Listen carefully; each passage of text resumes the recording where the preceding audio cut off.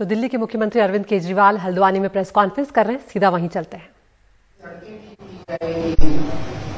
कैसे खेती की जाएगी, कैसे रोजगार मुहैया कराए जाएंगे, इन सारी चीजों के ऊपर जो 21 साल में इन सब ने मिलकर दुर्दशा की है, इस दुर्दशा को 21 महीनों में ठीक करने का पूरा प्लान हम लोगों ने उत्तराखंड के लोगों के साथ मिलकर तैयार किया है। उस प्लान का पहला बिंदु मैं अभी जब कुछ हफ्ते पहले आया था तब आपके बीच में रखा था कि लोग बिजली के बिलों से परेशान हैं, किसान बिजली के बिलों से परेशान हैं, पुराने अनाप शनाप बिलों से परेशान हैं। तो हमने कहा कि जैसे दिल्ली में करके दिखाया, दिल्ली में आज लगभग 73% लोगों को मुफ्त बिजली मिलती है, हमने करके दिखाया है, हम झूठे वादे नहीं करते। ऐसे ही उत्तराखंड में आम आदमी पार्टी की सरकार बनेगी तो 300 यूनिट बिजली मुफ्त देंगे, पुराने बिजली के बिल माफ करेंगे, किसानों को मुफ्त बिजली देंगे और 24 घंटे, ऐसा नहीं कि भाई इर्रेस्पॉन्सिबल स्टेटमेंट है, कोई कहेगा मुफ्त बिजली देंगे तो बिजली नहीं आएगी, 24 घंटे बिजली आएगी और मुफ्त बिजली आएगी।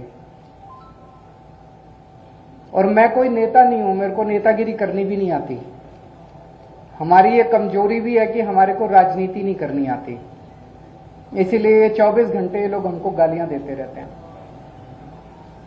लेकिन मैं जो कहता हूं वो करता हूं और कहने के पहले पूरा होमवर्क करके आता हूं। तो हमने कहा मुफ्त बिजली देंगे तो देंगे, 24 घंटे बिजली देंगे तो देंगे, दिल्ली में करके दिखाया है।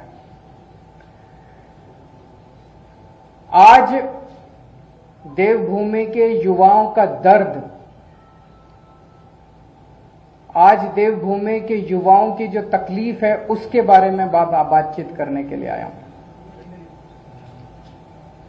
जैसा भी कोटियाल साहब कह रहे थे, उत्तराखंड के युवा में खूब एनर्जी है।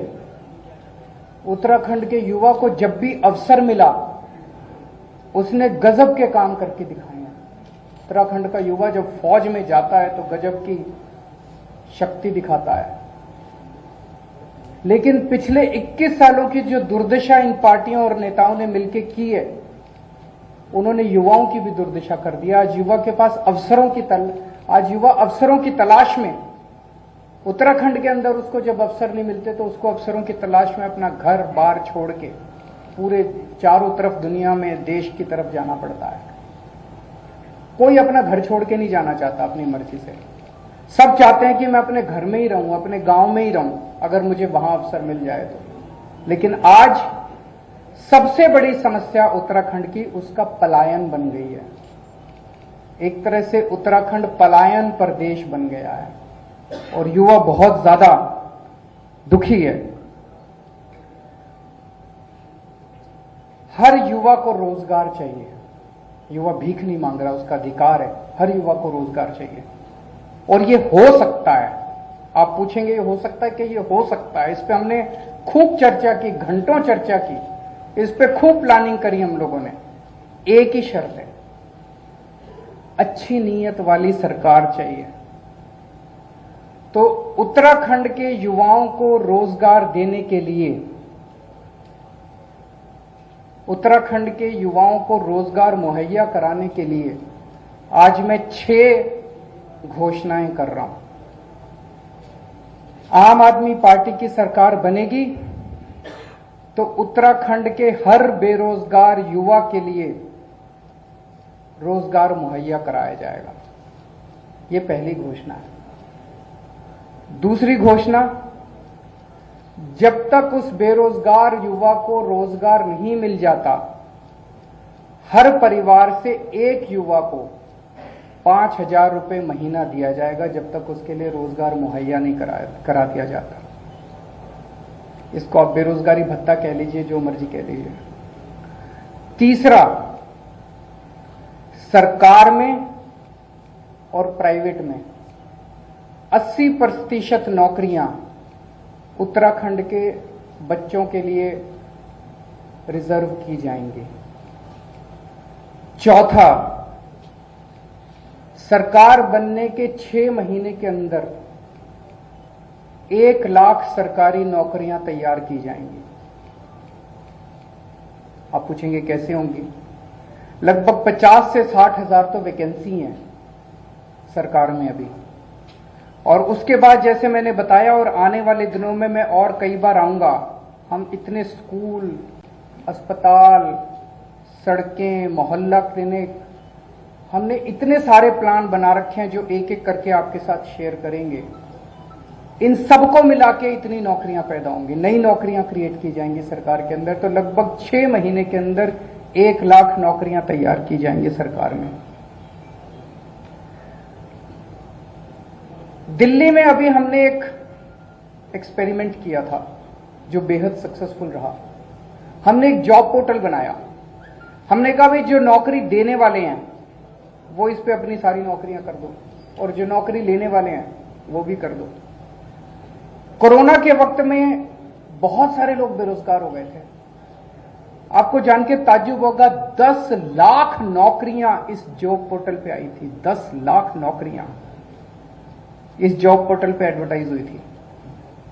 ऐसा ही जॉब पोर्टल उत्तराखंड के बच्चों के लिए तैयार किया जाएगा, जहां पे नौकरी देने वाले और नौकरी लेने वाले आपस में मिल सकें, और मैं समझता हूं इसके अंदर बहुत बड़ी ताकत है। और छठा, एक अलग से मंत्रालय बनाया जाएगा, रोजगार और पलायन मामलों का मंत्रालय।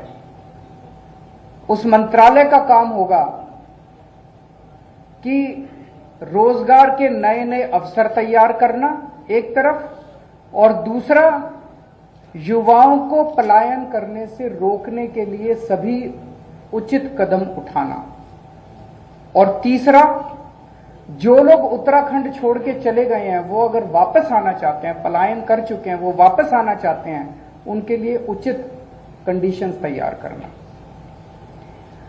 हमने बैठ के इसका काफी, जैसा मैंने कहा कि 1 लाख तो ये 6 चीजें मोटी मोटी हैं। 1 लाख तो सरकारी नौकरियां तैयार की जाएंगी। प्राइवेट सेक्टर में बहुत नौकरियों का स्कोप है। टूरिज्म के अंदर इतनी असीमित संभावनाएं हैं, असीमित अवसर हैं, इनफाइनाइट अवसर है। टूरिज्म का जबरदस्त इंफ्रास्ट्रक्चर तैयार किया जाएगा। इसमें वाइल्ड लाइफ है, एडवेंचर टूरिज्म है, इतनी किस्म किस्म की जड़ी बूटियां हैं, बायोटेक इंडस्ट्री शुरू की जा सकती है। पूरी दुनिया से लोग आएंगे यहां पे। अभी थोड़े दिन पहले कोटियाल साहब ने अनाउंस किया था कि उत्तराखंड को पूरे विश्व के हिंदुओं की आध्यात्मिक राजधानी बनाया जाएगा। इसी एक ऐलान के अंदर इतने सारे जॉब्स की अपॉर्चुनिटीज निहित हैं, असीमित अपॉर्चुनिटीज हैं। तो मैं और कोटियाल साहब जो हमारे सीएम कैंडिडेट हैं, उनको नौकरी दिलवाना आता है। उन्होंने अभी तक 10,000 बच्चों को तब नौकरी दिलवाई जब उनके पास कोई ताकत नहीं थी, उनके पास कोई शक्ति नहीं थी। इच्छा थी दिल में बस कि मेरे बच्चे बेरोजगार क्यों हैं, मेरे उत्तराखंड के बच्चे बेरोजगार क्यों हैं। तो उनके नीयत भी है, इच्छा भी है, और करना भी आता है उनको, नौकरी दिलवाना भी आता है। तो अगर आप भाजपा को वोट दोगे तो हर महीने एक सीएम मिलेगा, और अगर आप आम आदमी पार्टी को वोट दोगे तो 5 साल का एक स्टेबल सीएम मिलेगा जो आपके बच्चों को रोजगार देगा।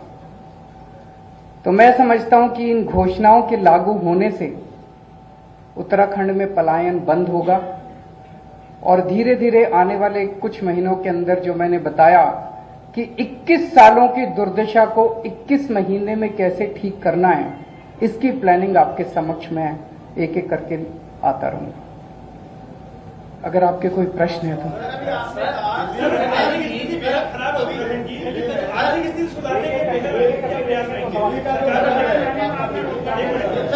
अभी आपने कहा एक मिनट एक एक करके सुन लेते हैं। आर्थिक स्थिति बेहद खराब है उत्तराखंड की, कई सारे काम हम नहीं कर पाते, सरकार की सैलरी नहीं दे पाते कर्मचारियों को, उसको लेकर क्या बिजली कैसे जब हाँ मैं वो बड़ा इंपॉर्टेंट क्वेश्चन है, उसको एक बार जवाब दे दूं। उन्होंने पूछा कि उत्तराखंड की सरकार की आर्थिक स्थिति बहुत ज्यादा खराब है, यहां तक कि तनख्वाह देने के भी लाले पड़े रहते हैं, ऐसे में इतनी बड़ी बड़ी घोषणाएं कैसे लागू करेंगे। इसमें मैं बस आपको एक ही उदाहरण दूंगा जो हमारा तो एक्सपीरियंस भी कम है, हम तो नेता भी नहीं है। दिल्ली चला के देखी हमने। दिल्ली में भाई साहब जब हमारी सरकार बनी थी 2015 में, उसके पहले जब मैं लोगों को कहता था बिजली फ्री करूंगा, पत्रकार मेरे से यही क्वेश्चन पूछते थे, जी दिल्ली में तो तनख्वाह देने के भी पैसे नहीं है, दिल्ली सरकार तो घाटे में चल रही है, दिल्ली में तो बिल्कुल पैसा ही नहीं है, आप रेवेन्यू कहां से लाओगे। तो मेरा छोटा सा 6 साल का दिल्ली सरकार चलाने का एक्सपीरियंस है, सरकारों में पैसे की कमी नहीं है, नीयत की कमी है। हमने 6 साल के अंदर, आज ये मैं नहीं कह रहा, सीएजी की रिपोर्ट आई है 2019 की, आप पढ़ना सीएजी की रिपोर्ट। 2015 में हमने सरकार बनाई। तो यहाँ पर आप सुन रहे हैं हल्द्वानी में अरविंद केजरीवाल को, जिन्होंने कई घोषणाएं यहाँ पर कर दी हैं। उन्होंने साफ तौर पर कहा है कि हर बेरोजगार को रोजगार मिलेगा और जब तक रोजगार नहीं मिलता हर महीने 5,000 रुपए दिए जाएंगे। इसके अलावा सरकार और प्राइवेट में उनको 80% नौकरियां जो है वो उत्तराखंड के लोगों के लिए रिजर्व की जाएंगी। सरकार बनने के 1 महीने के अंदर 1 लाख नई नौकरियां तैयार की जाएंगी और उन्होंने कहा कि आने वाले वक्त में वो और भी घोषणाएं करेंगे।